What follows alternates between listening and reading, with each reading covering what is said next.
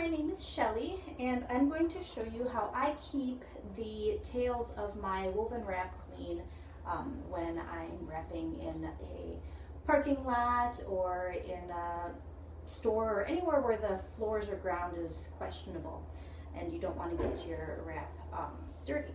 So I will be wrapping with a size 6 woven wrap today, and first, before you leave the house, you will need to braid your wrap. So I'm going to start here. And if you don't know how to braid your wrap, I am sure there are lots of YouTube videos that show you how to do that. So I'm just gonna keep pulling my loops through until I hit the middle marker, which is right here. So I've got a couple more to do. And it's actually right there, so we'll just do that. And then I'm just going to give it a tug so it can stay in place for now. And then I'm going to move over to the other side and do the same thing. I'm going to work towards the middle marker. And this will work with any carry that you need to start at the middle marker. Any one that you need to start off center, just braid both ends to whatever your center is going to be where you start your baby. So I think I went past my middle marker here. Yep, it's right here. So I'm just going to give this side a tug.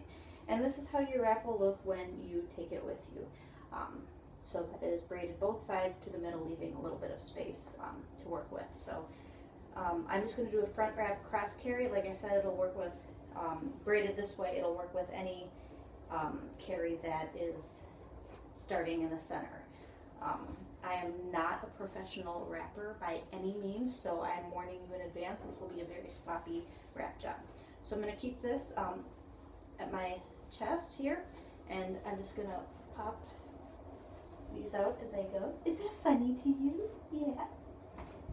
And just enough to bring it up over my shoulder. And then I'm going to do the same on the other side. Am I so funny? Yes. And then, so as you can see that my ends are still off the ground. This one popped out a little bit more than it should have, but it's still well off the ground. And then I'm going to get my baby. I'm going to get you. Get you. This is Charlotte. She is not quite 6 months old. And here we go. Just going to put her feet in and bring the fabric up to her neck. And then I'm going to lean her back, keeping my hand supporting her back. And I'm just going to reach between us and grab the fabric and pull up. Give her a couple gentle bounces because she likes it. And it helps pull the fabric up between us, making a nice deep seat. I'm just going to get a little bit more here. And then make sure that there's knee to knee coverage. And then I'm going to give these ends just a little bit of a tug to start my tightening up. And then I'm going to do my strand by strand tightening.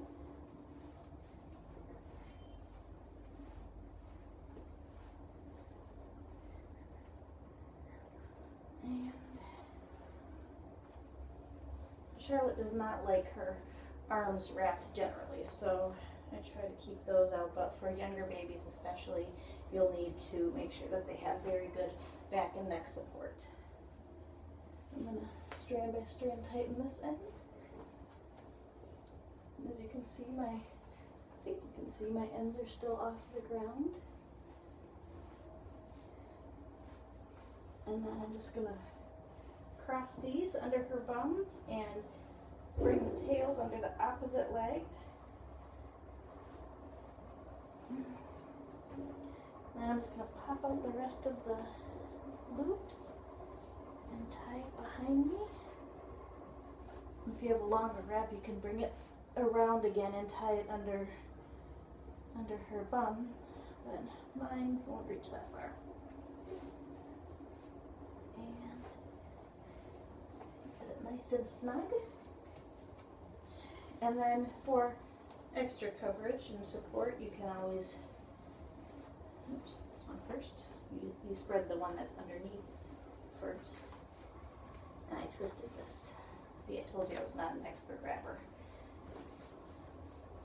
You can put it over her arms. One of the only times that she'll let me do this is if she's tired, which she happens to be. So we'll tuck her arms in.